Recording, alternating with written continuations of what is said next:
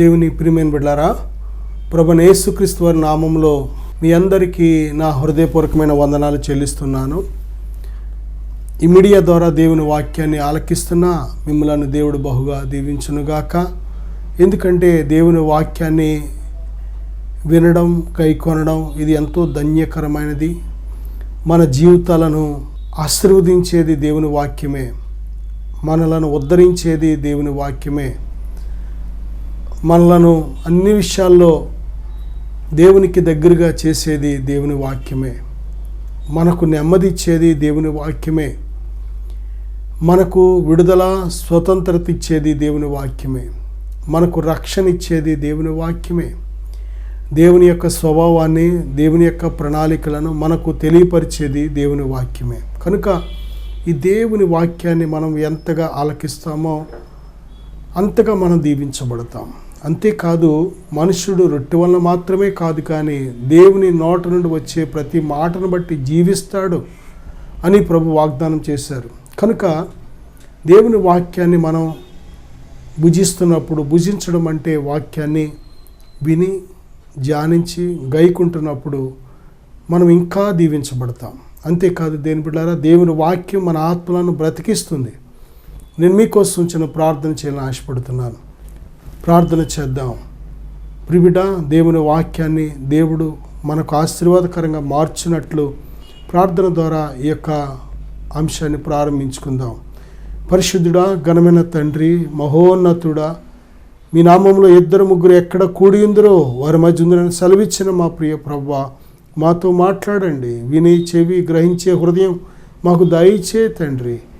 యేసుక్రీస్తు వారి నామంలో అడుగుచున్నాను తండ్రి, ఆమేన్. దేని బిడ్డలారా, ఈరోజు దేవుని యొక్క వాక్యాంశం కానీ మనం చూసినట్లయితే అభ్యంతరములు కారణాలు ఏమిటి? ప్రభు చెప్తున్నారు కదా, యోహాను సువార్త 16వ అధ్యాయం 33వ వచనంలో, లోకములో మీకు శ్రమ కలుగును, అయినను ధైర్యము తెచ్చుకొనుడి. అభ్యంతరపడకుండా ఉండాలని ప్రభు ముందుగానే ఆయన యందు మనకు సమాధానము కలుగునట్లు ప్రభు మనకు చెప్తున్న మాట ఏమిటంటే, దేని బిడ్డలారా, లోకములో శ్రమ ద్వారా మనకు అభ్యంతరం, శ్రమను బట్టి అభ్యంతరపడకుండా, శ్రమ అనేది దేని బిడ్డలారా ప్రతి విశ్వాస జీవితంలో, ప్రతి నీతిమంతుని జీవితంలో, దేవుని యందు భయభక్తులు కలిగిన ప్రతి ఒక్కరి జీవితంలో ఇది ఏదో ఒక సమయంలో, ఏదో ఒక విషయంలో మన జీవితంలోకి వస్తూ ఉంటుంది. కానీ దాన్ని బట్టి మనం అభ్యంతరపడకుండానట్లు ప్రభు ముందుగానే చెప్పారు. అయితే ప్రియబిడ్డలారా, మరి యొక్క అంశం ఏమిటంటే, అభ్యంతరాలకు చాలా కారణాలు ఉన్నాయి. మనము దేవుని యొద్దకు రాకుండా అభ్యంతరపరుస్తూ ఉంటాయి, దేవునిని తెలుసుకోకుండా అభ్యంతరపరుస్తూ ఉంటాయి, దేవునిలో ఎదగకుండా, ఆత్మీయ జీవితంలో ఏమాత్రం మనం ఎదగకుండా అభ్యంతరపరుస్తూ ఉంటాయి. కొన్ని కారణాలు కానీ మనం చూసినట్లయితే దేవుడా చాలా విచిత్రంగా ఉంటూ ఉంటుంది. ఆ కారణాలు కానీ మనం సరిచేసుకున్నట్లయితే దేవుడు తప్పనిసరిగా మనలను అభ్యంతరపరిచే ప్రతి ఆటంకాల నుంచి విడిపించి మనలను ఆత్మీయ జీవితంలో వర్ధిల్ల చేయగలడు దేవుడు. ప్రియబిడ్డలారా, చూడండి, యెహెజ్కేలు గ్రంథం 7వ అధ్యాయం 19వ వచనంలో, వెండి బంగారములు అభ్యంతరమవుతాయంట. దేవుని యొద్దకు రాకుండా, దేవునిలో నువ్వు ఎదగకుండా, దేవునిలో దేని బిడ్డ నువ్వు ఏమాత్రము కూడా దేవుడిచ్చే ఆశీర్వాదాలు అనుభవించకుండా ఈ వెండి బంగారం అనేది మనకు అభ్యంతర కారణంగా ఉంటూ ఉంటుంది. నిజమే, ఈరోజు మనుషులకు దేవుని కంటే ఎక్కువగా నమ్మకం వేటి మీద అంటే వెండి బంగారం, ఈ లోక సంబంధమైన సిరి సంపదల మీద నమ్మకం ఎక్కువైపోతుంది. వెండి బంగారం ధనం మీద ప్రేమ ఎక్కువైపోతుంది. దేని బిడ్డారా, ఎక్కడ చూసినా దేవుని కంటే ఎక్కువగా వస్తువుని ప్రేమించేవారుగా ఎక్కువ జనాభా ఉండడం మనం చూస్తున్నాం. మరి ముఖ్యంగా కొన్ని దేశాల్లో దేని బిడ్డారా మనం చూస్తే, కొన్ని దేశాల్లో ప్రత్యేకముగా ఈ యొక్క వెండి బంగారాన్ని ప్రేమించేవారు ఎక్కువగా ఉండడం అనేది మనం చూస్తున్నాం. దేని బిడ్డారా, బైబిల్ చెప్తుంది, మనం ఈ లోకానికి వచ్చినప్పుడు వెండి బంగారం తీసుకురాలేదు. ఈ లోకం విడిచిపెట్టినప్పుడు వెండి బంగారాలు మనతో రావు. వెండి బంగారం మనతో కూడా తీసుకువెళ్ళడానికి కుదరదు. వెండి బంగారాన్ని నువ్వు నీ హృదయంలో వాటిని మిక్కిలి ప్రేమించి వాటికి మొదటి స్థానం ఇచ్చి దేని బిడ్డలారా నువ్వు వాటి కోసం ఎప్పుడైతే జీవిస్తూ ఉంటావో నువ్వు అభ్యంతరపరచబడుతూ ఉంటావు. దేవుని యొద్దకు రాకుండా, దేవునిలో ఎదగకుండా, మరి అనేక విధాలుగా నీ ఆత్మీయ జీవితాన్ని అది పాడు చేసే ఒక భయంకరమైన శత్రువుగా ఉంటూ ఉంటుంది. ప్రియ బిడ్డలారా, రెండోదిగా మనం చూసినట్లయితే హోషేయ గ్రంథం 5వ అధ్యాయం 4వ వచనంలో క్రియలు, మన క్రియల చేత మనం అభ్యంతరపరచబడుతూ ఉంటాం. మన క్రియలు చాలా ప్రాముఖ్యమైనవి. అలాగే మన మాటలు కూడా చాలా ప్రాముఖ్యమైనవి. మన మాటలు, మన క్రియలు, అలాగే మన ఆలోచనలు, ఈ మూడు కూడా మానవుడే. మనిషి అంటే మనిషి హృదయంలో ఆలోచనలు మనిషి, ఆ మాటలు మనిషి, అలాగే ఏమైతే క్రియలు చేస్తున్నాడో మనిషి. మూడు ఒక మనిషి యొక్క తత్వాన్ని, మనిషి యొక్క స్వభావాన్ని బయలుపరిచేవన్నమాట. కనుక ఏ క్రియలైతే మానవుడు చేస్తూ ఉన్నాడో ఆ క్రియలను బట్టి దేవుని యొద్దకు రాకుండా అభ్యంతరపరచబడుతూ ఉంటాడు. ప్రియ బిడ్డలారా, మన క్రియలు ఎలాగున్నాయి? దేవుని వాక్యపు వెలుగులో చూసుకుంటున్నప్పుడు మన క్రియలు నీతి కలిగిన క్రియలా లేక చెడు క్రియలా? మన క్రియలు దేవుని యొక్క వాక్యపు వెలుగులో మంచి క్రియలా చెడు క్రియలా స్పష్టంగా కనబడుతూ ఉంటుంది. చాలామంది దేవుని యొద్దకు రాకపోవడానికి కారణం ఏంటంటే వారి క్రియలు చెడ్డ క్రియలని ఆ వెలుగులో బయలుపరచబడుతుంది కాబట్టి వారికి అవమానం కలుగుతుందని ఏం చేస్తూ ఉంటారంటే వెలుగునొద్దకు రారు. నీతిమంతుడైతే తన క్రియలు దేవుని మూలంగా చేయబడి ఉన్నవని బయలుపరచబోయేటకు ఏం చేస్తాడంటే వెలుగు దగ్గరికి వస్తూ ఉంటాడు. బైబిల్ చెప్తుంది దేవుడు వెలుగై ఉన్నాడు. దేవుడు వెలుగు, ఆయనలో చీకటి ఎంత మాత్రమూ లేదు. కనుక నా సహోదరుడా, సహోదరి, మనం నేర్చుకోవాల్సిన గొప్ప సత్యం ఏమిటంటే మన క్రియలు మనలను అభ్యంతరపరిచేవిగా ఉండకూడదు. మన క్రియలు సరిచేసుకోవాలి, మన క్రియలు మార్చుకోవాలి, మన హృదయ ఆలోచనలు మార్చుకోవాలి, మన మాటలు మార్చుకోవాలి, అలాగే మన క్రియలు కూడా మార్చుకోవాలి. దేని బిడ్డారా, మన మాటలను బట్టి ఎలాగైతే తీర్పు తీర్చబడుతుందో, మన హృదయ ఆలోచనలు బట్టి తీర్పు ఎలాగైతే తీర్చబడుతుందో, అలాగే మన క్రియలను బట్టి కూడా తీర్పు తీర్చబడుతుంది. కనుక నా సహోదరుడా, సహోదరి, నీ క్రియలు ఎలాగున్నాయి ఒక్కసారి ఆలోచన చేయి. అలాగే మత్తయి సువార్త 5వ అధ్యాయం 29వ వచనం కానీ 18:9 కానీ అలాగే ప్రియ బిడ్డలారా, కన్ను కానీ మన చెయ్యి కానీ మనను అభ్యంతరపరుస్తూ ఉంటుంది. ఒకసారి ఆలోచన చేద్దాం. నా సహోదరుడా, సహోదరి, ప్రభు ఏమంటున్నారంటే నీ కన్ను నిన్ను అభ్యంతరపరిచిన ఎడల దాన్ని పెరికి నీ యొద్ద నుండి పారవేయి.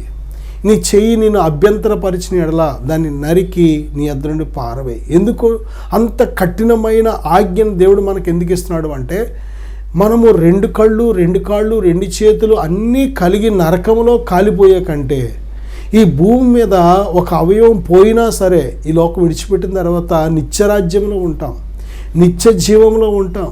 ధనవంతుడు చూడండి, వాడు ఆరోగ్యవంతుడు, 2 కాళ్ళు, 2 చేతులు, ఆ యొక్క 2 కళ్ళు అన్నీ ఆరోగ్యంగా ఉన్నాయి. కానీ ఎక్కడికి వెళ్ళాడు? నిత్య నరకానికి వెళ్ళిపోయాడు, పాతాళానికి వెళ్ళిపోయాడు, కాలిపోతున్నాడు. అక్కడ అగ్ని ఆరదో, పురుగు చావదో, అటువంటి భయంకరమైన వేదన అనుభవిస్తున్నాడు. భూమి మీద ఉండగా ప్రభు కోసం దేవుని బిడ్డలారా జీవించాలనే ఆలోచన ఏమాత్రం కలిగినా వాడి కన్ను అభ్యంతరపరిచేది, చెయ్యి అభ్యంతరపరిచేది, కాలు అభ్యంతరపరిచేది. దేవుడు చూడవద్దన్న వాడిని చూసేవాడు, వెళ్ళవద్దన్న చోటకు వెళ్ళేవాడు, చేయవద్దన్న పనులే చేసేవాడు. కాబట్టి తన కన్ను, తన చెయ్యి అభ్యంతరపరిస్తే జయించలేకపోయాడు. కాబట్టి ఎక్కడికి వెళ్ళిపోయాడంటే అభ్యంతరాలను జయించలేక పాతాళానికి వెళ్ళిపోవలసి వచ్చింది. దరిద్రుడైన లాజరు చూడండి, కన్ను వంకర, చెయ్యి వంకర, వాడు నిలవలేడు, కూర్చోలేడు, పడుకోలేడు. ఎంత అనారోగ్యం, ఎంత దరిద్రాన్ని వెళ్ళబుచ్చాడు. సరైన ఆహారం లేదు, వస్త్రం లేదు, ఒళ్ళంతా కూడా కురుపులు. ఎటువంటి చూడండి ఎంత బాధకరమైన స్థితి. కుక్కల వచ్చే కురుపులు నాకే వంట. అబ్బబ్బబ్బా, ఎంత దరిద్రమైన స్థితిని వెళ్ళబుచ్చాడో ప్రియబిడ్డ. అయినా సరే దేవుని కోసం, దేవుని చిత్తానుసారంగా బ్రతికాడు, దేవుని యందు భయభక్తులు కలిగి బ్రతికాడు. చనిపోయిన మరుక్షణమే తన ఆత్మ పరదైష్కి అబ్రహాము రొమ్మును ఆనుకోవడానికి కొనుపోబడింది. దేని బిడ్డ, ఆ కన్ను చెయ్యి అభ్యంతరపరుస్తాయి కొన్నిసార్లు మనలను. అయినా సరే వాటిని ఏం చేయాలంటే ప్రభు చెప్తున్నారు కదా, నేను నీ కన్ను అభ్యంతరపరిస్తే దాన్ని పెరికేయమంటున్నారు, చెయ్యి అభ్యంతరపరిస్తే నరికేయమంటున్నారు. ఎందుకంటే 2 కన్నులు కలిగి నీ దేహమంతా నరకములో పడే కంటే, 2 చేతులు కలిగి నీ దేహమంతా నరకములో పడే కంటే, ఒక అవయవం పోయినా సరే నీవు నిత్య జీవంలో ప్రవేశించడం మేలు. ప్రియులారా, మనం ఈ లోకం మట్టుకే చూస్తున్నాం. మనం ఈ లోకంలో క్షేమంగా ఉంటే చాలు, ఈ లోకంలో అందంగా ఉంటే చాలు, ఈ లోకంలో ఆరోగ్యంగా ఉంటే చాలు, ఈ లోకంలో మంచి భోజనం చేస్తే చాలు, ఈ లోకంలో సుఖాలు అనుభవిస్తే చాలు, ఈ లోకంలో మంచి ఇల్లు కట్టుకుంటే చాలు, ఈ లోకంలో మంచి డబ్బు సంపాదించుకుంటే చాలు, ఈ లోకంలో ఎంజాయ్ చేస్తే చాలు. ఇదే మన ఆలోచన అంతా కూడా భూ సంబంధమైన వాటి మీదే మనం మనసు పెట్టుకున్నాం. కాబట్టి నేను బిడ్డలారా, ఈ భూలోక సంబంధమైన వాటిని గూర్చే మన ఆలోచనలు ఉంటున్నాయి. కానీ ఇంకొక ఆలోచన మనకు అవసరం. అదేమిటంటే పైనున్న వాటి మీద మనం మనసు పెట్టు. కొలస్సీ పత్రిక 3వ అధ్యాయం 1వ వచనంలో పైనున్న వాటి మీదే మనస్సు పెట్టుకోమని దేవుడు చెప్తున్నాడు. మీరు క్రీస్తుతో కూడా మృతి పొందిన వారైతే పైనున్న వాటి మీదనే మనసు పెట్టుకోండి. ఎందుకంటే ఈ భూలోకం అనేది స్థిరము కాదు. ఏ నరునికి కూడా ఇక్కడ తాత్కాలికం. మనం 70 అధిక బలం ఉంటే 80 సంవత్సరాలు బతుకుతాం. అందులో ఎంతో ఆయుష్ గడిచిపోయింది ఆల్రెడీ. ఈ మిగిలిన సమయమైనా దేవుని కోసం బ్రతకాలి ప్రతి మనిషి. నా సహోదరుడా, సహోదరి, అందుకే అపొస్తలుడైన పౌలు ఏమంటాడంటే, నేను అందరికీ ప్రకటించిన తర్వాత నేను భ్రష్టుని అయిపోతానేమోనని నా దేహాన్ని నలగగొట్టుచున్నాను అంటున్నాడు. ఎలాగ నలగొడుతున్నాడు? ఆయన కన్ను పీకలేదు, చెయ్యి నరకలేదు. దేని బిడ్డారా, తను పాపులందరిలో ప్రధానమైన పాపినంటున్నాడు. హింసకుడును దోషకుడునని తన పాపాలు ఒప్పుకున్నాడు కదా. మరి తర్వాత దేవుని కోసం ఎలా జీవించాడు? దేవుని కోసం జీవించినప్పుడు, మరి ఆత్మీయ జీవితంలో ఎదగాలని ఆశపడినప్పుడు తన కన్ను, తన చెయ్యి, తన కాలు అభ్యంతరపరచలేదా? అభ్యంతరపరిచింది. అలాగని కన్ను పీకేసాడా? అలాగని చెయ్యి నరికేసాడా? కాదు కదా. ఎలా జయించాడు అంటే బైబిల్ చెప్తుంది ఉపవాసం. అందుకే తప్పనిసరిగా దేని బిడ్డారా, మన జీవితంలో వారంలో 1, 2, 3 రోజులైనా ఉపవాస ప్రార్థన జీవితం మనకు అవసరం. ఉపవాస ప్రార్థన జీవితం మనకు అవసరం. కనీసం వారంలో 1, 2 రోజులైనా సరే యవ్వన బిడ్డలు మరి ముఖ్యంగా తప్పనిసరిగా ఉపవాస ప్రార్థన చేయాలి. ఎందుకంటే యవ్వన వయసులో చాలా భయంకరంగా శోధించబడుతూ ఉంటారు. వివాహం కాని బిడ్డలో చాలా భయంకరంగా శోధించబడుతూ ఉంటారు. కనుక ఈ శరీర ఇచ్చలు జయించాలి అంటే, ఎటువంటి అపవిత్రమైన పాప బ్రతుకులో పడకుండా ఉండాలి అంటే, దేవునికి ఇష్టంగా బ్రతకాలి అంటే తప్పనిసరిగా ఈ శరీరాన్ని నలగగొట్టాలి. అదే నలగగొట్టడానికి గొప్ప ఆయుధం ఉపవాస ప్రార్థన. ఇక శత్రువు నీ మీద దేని బిడ్డారా, ఉపవాస ప్రార్థన శక్తిని ఎప్పుడైతే పొందుకుంటావో చాలా సులువుగా నువ్వు శత్రువుని జయించడం కానీ, శోధన జయించడం కానీ, పరిస్థితులు జయించడం కానీ, గొప్ప గొప్ప విజయవంతమైన మరి అద్భుత మార్గంలో నీ జీవితాన్ని నడిపించుకోగలుగుతావు. నా సహోదరుడా, అలాగే కన్ను చెయ్యి అభ్యంతరపరుస్తాయి. దాని గురించి దేవుడు చెప్తున్నాడు. కనుక ప్రియబిడ్డలారా, ఈ యొక్క అభ్యంతరాన్ని జయించాలంటే తప్పనిసరిగా ఉపవాస ప్రార్థన జీవితం అవసరం మనకి. అలాగే మత్తయి సువార్త 13వ అధ్యాయం 21వ వచనం కానీ, మార్కు సువార్త 4వ అధ్యాయం 17వ వచనం కానీ మనం చూస్తున్నట్లయితే, శ్రమ కానీ హింస కానీ వచ్చినప్పుడు చాలామంది అభ్యంతర పడుతూ ఉంటారు. ప్రభు నిమిత్తము, ప్రభు నామం నిమిత్తము, దేవుని రాజ్యం నిమిత్తము కానీ, విశ్వాసము నిమిత్తము, సత్యము నిమిత్తము, దేని ద్వారా ప్రభు నామం నిమిత్తము మనకి తప్పనిసరిగా. ఎందుకంటే మనం విశ్వసించిన, మనల్ని రక్షించిన దేవుని లోకం ఎరుగలేదు కనుక ఆయన నమ్మిన మనలను కూడా, ఆయనను సేవిస్తున్న మనలను కూడా ఎరుగుదది. కాబట్టి ఆయన పట్ల ఎలాగైతే ప్రవర్తించిందో మన పట్ల కూడా అలాగే ప్రవర్తిస్తూ ఉంటుంది. నా సహోదరుడా, సహోదరి, ఒకసారి ఆలోచన చెయ్యి. హింస, శ్రమ తప్పనిసరిగా. అందుకే ప్రభు మత్తయి సువార్త 5:13లో నా నామము నిమిత్తము ప్రభు చెప్తున్నారు కదా. దేని బిడ్డారా, ఆయన నామము నిమిత్తము శ్రమ కానీ హింస కానీ కలిగినప్పుడు, మన మీద అబద్ధముగా చెడ్డ మాటలు పలికినప్పుడు సంతోషించి ఆనందించండి. పరలోకమందు మీ ఫలము గొప్పదగును. ఆయన నామములో దేని బిడ్డారా, సద్భక్తితో బ్రతుకునుద్దేశించి వారందరికీ కూడా తప్పనిసరిగా హింస కలుగుతుంది. నిజంగా ఈ లోకం ఎటువంటిదంటే దేని బిడ్డారా, దేవుని పరిశుద్ధులకు యోగ్యమైనది కాదు. ఇది నీతిగా బ్రతికే వారికి యోగ్యమైనది కాదు. విశ్వాసంతో బ్రతికే వారికి యోగ్యమైనది కాదు ఈ లోకం. ఈ లోకం చాలా బిడ్డలారా చాలా దుర్మార్గంతో నిండిన లోకం ఇది.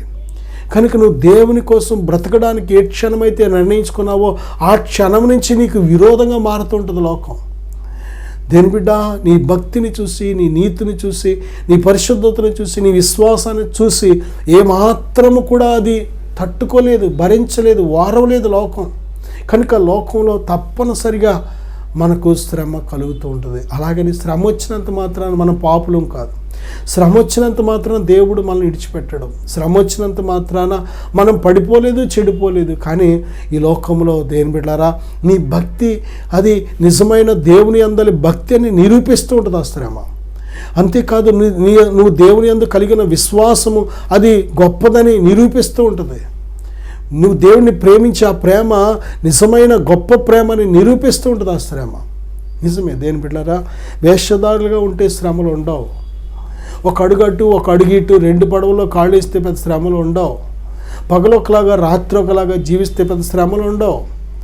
ప్రియబిడ్డలారా, ఇద్దరు యజమానికి దాసుడిగా ఉంటే శ్రమలు ఉండవు. కానీ ప్రభుని ఒకే యజమానిగా ఎంచుకొని నువ్వు ఎప్పుడైతే ప్రభుని నీ ప్రాణాత్మ దేహాన్ని ఆయనకు సమర్పించి జీవించడం ప్రారంభిస్తావో తప్పనిసరిగా ఈ లోకం నిన్ను శ్రమల పాలు చేస్తూ ఉంటుంది. నా సహోదరుడా, శ్రమలు వచ్చినప్పుడు అభ్యంతర పడుతున్నావా?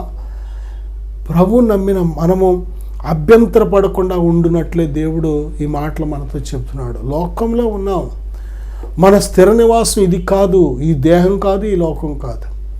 ఈ లోకంలో మనం చూస్తున్నది, వింటున్నది, మనతో సహవాసం చేస్తున్న మరి మనుషులు ఎవ్వరు కూడా మనతో పర్మనెంట్గా ఉండరు. మనం ఈ లోకస్తులం కాదు.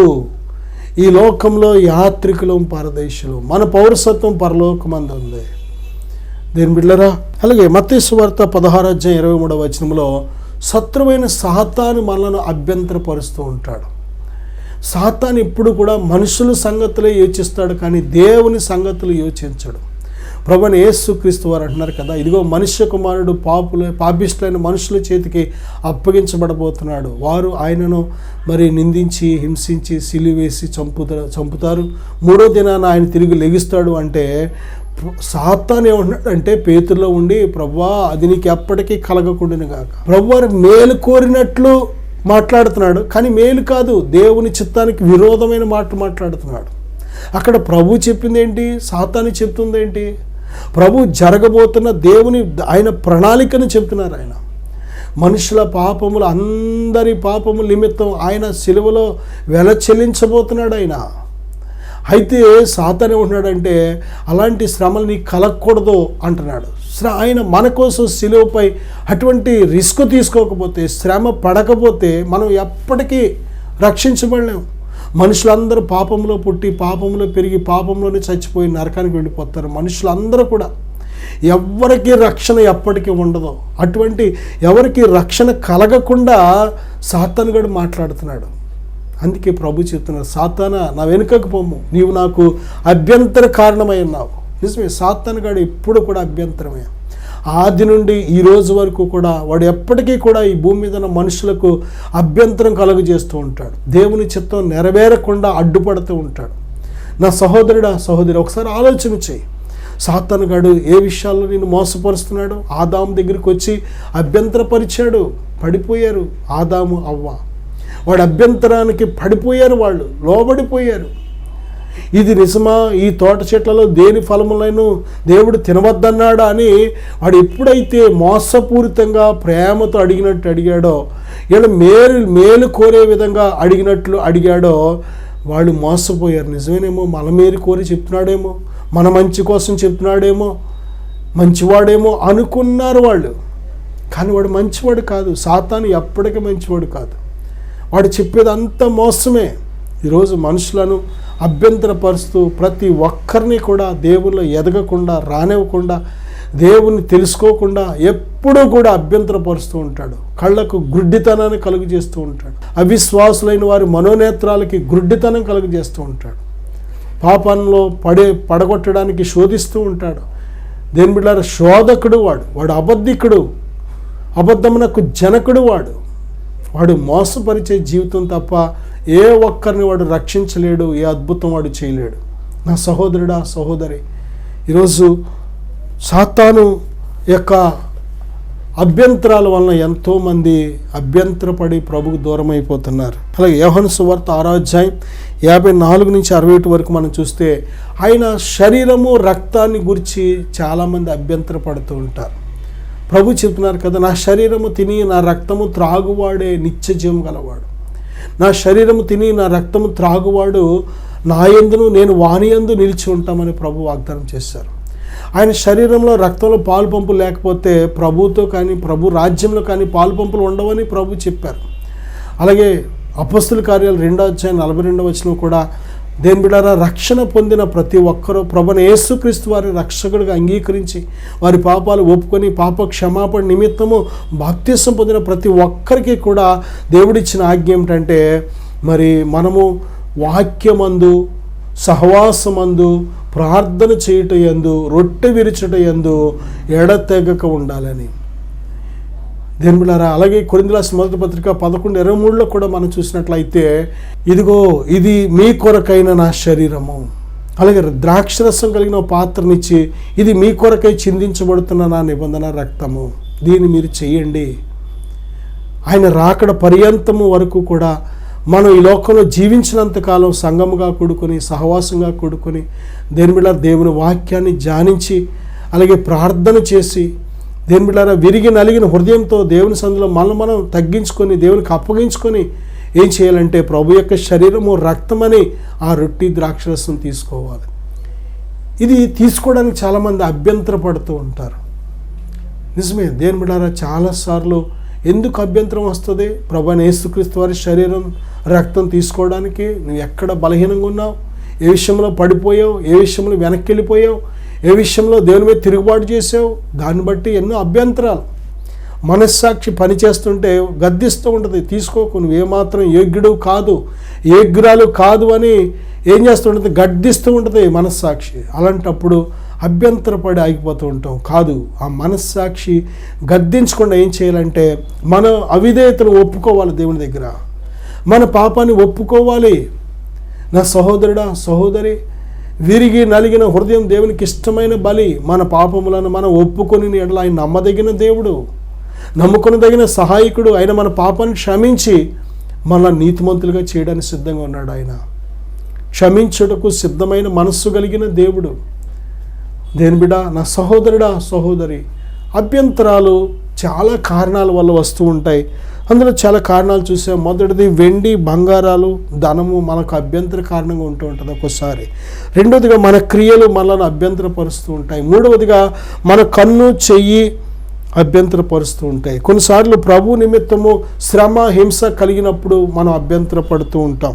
కొన్నిసార్లు సాతాను అభ్యంతరపరుస్తూ ఉంటాడు. అలాగే దేని బిడ్డలారా, ఆయన రక్తము ఆయన శరీరము తినడానికి అభ్యంతర పడుతూ ఉంటాం. జాగ్రత్త, అభ్యంతర పడకుండా ఆయన శరీరంలో రక్తంలో పాలు పంపులు పొందాలి. అలాగే కొన్నిసార్లు కొరింథీయులకు రాసిన మొదటి పత్రిక 8వ అధ్యాయం 9 నుంచి 13 వరకు చూస్తే భోజన పదార్థాలను బట్టి మనం అభ్యంతర పడుతూ ఉంటాం. నిజమే దేని బిడ్డలారా, భోజన పదార్థాలను బట్టి అభ్యంతర పడుతూ ఉంటాం. మన మనసును భోజన పదార్థాలను బట్టి స్థిరపరచుకోకూడదు, కృపను బట్టి స్థిరపరచుకోవాలి. ఆయన కృప మీద మనం ఆధారపడాలి. ఆయన అందరి కృప మీద, ఆయన దయచేసే కృప మీద మనం ఆధారపడినట్లయితే దేని బిడ్డ మనం అభ్యంతరపడం. కానీ ఎప్పుడైతే భోజన పదార్థాలు మనల్ని మనం స్థిరపరుచుకుంటూ ఉంటామో అప్పుడే మన భక్తి దెబ్బతింటుంది, ఎంతోసేపు ముందుకు సాగలేం. కనుక దేని బిడ్డలారా, భోజన పదార్థాలను బట్టి కాదు కానీ కృపను బట్టి మనం స్థిరపరచుకోవాలని బైబిల్ చెప్తుంది. దేని బిడ్డలారా, యోహాను రాసిన మొదటి పత్రిక 2వ అధ్యాయం 10 నుంచి 11 వరకు చూస్తే తన సహోదరుని ద్వేషించేవాడు అభ్యంతరపరచబడుతున్నాడు అని బైబిల్ చెప్తుంది. ద్వేషం ఉందా నీలో? అసూయ ఉందా? మత్సరం ఉందా?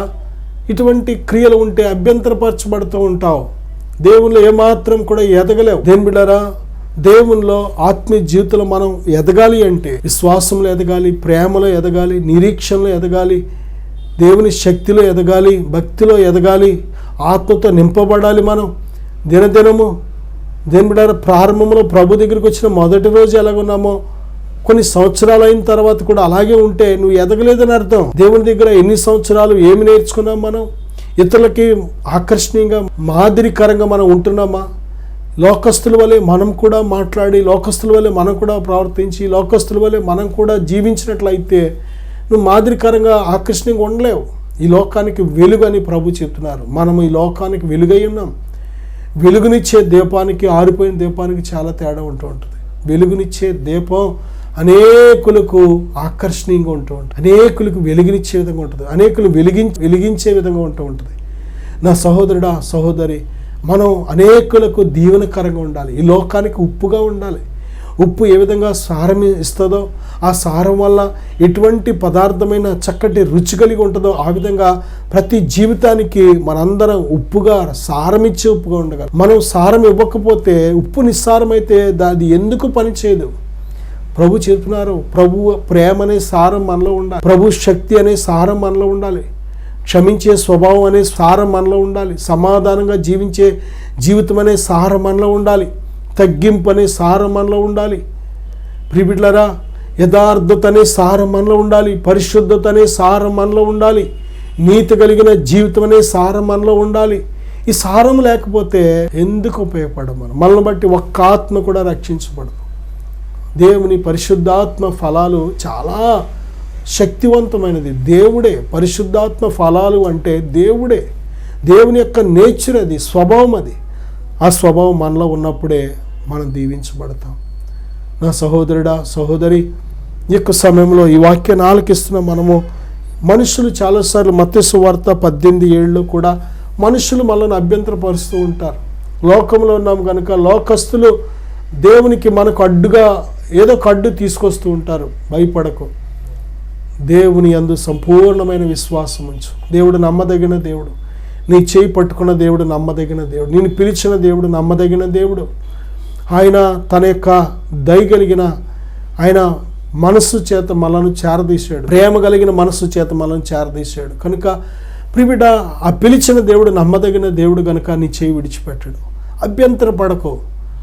పరిస్థితులు నిన్ను అభ్యంతరపరిచినప్పుడు, లోకస్తులు నిన్ను అభ్యంతరపరిచినప్పుడు, వస్తువులు నిన్ను అభ్యంతరపరిచినప్పుడు అభ్యంతరపడకు. నీ అవయవాలు నిన్ను అభ్యంతరపరిచినప్పుడు అభ్యంతరపడకు. దేవుని మీద సంపూర్ణమైన విశ్వాసం ఉంచు. ఆయన నిన్ను విడువడు, ఎడబాయడు. నేను మీకోసం చిన్న ప్రార్థన చేస్తాను. ప్రార్థన ఏకీపిద్దాం. పరిశుద్ధుడా, ప్రేమగల తండ్రి, మహోన్నతుడా, ఈ ప్రార్థన ఏకీపిస్తున్న ప్రతి బిడ్డను దర్శించు నాయన. అభ్యంతరాలను చూసి ఆగిపోకుండా నాయన, శ్రమ వచ్చిందని ఆగిపోకుండా, శోధన వచ్చిందని ఆగిపోకుండా ప్రభా, నమ్మకస్తులుగా మీ సిలువనెత్తుకున్న మేము వెంబడించుటకు సహాయం దయచేయండి. మీ శక్తితో నింపమని, దీవించి బలపరచుమని ప్రభా, ఈ వాక్యాన్ని ఆలకించి ప్రార్థన ఏకీపిస్తున్న ప్రతి బిడ్డను మీ స్వాధీనపరచుకొని నాయన, మీ నిండైన దీవెన ఆశీర్వాదాలతో నింపమని యేసుక్రీస్తు వారి నామములో ప్రార్థిస్తున్నాను తండ్రి. ఆమేన్. God bless you.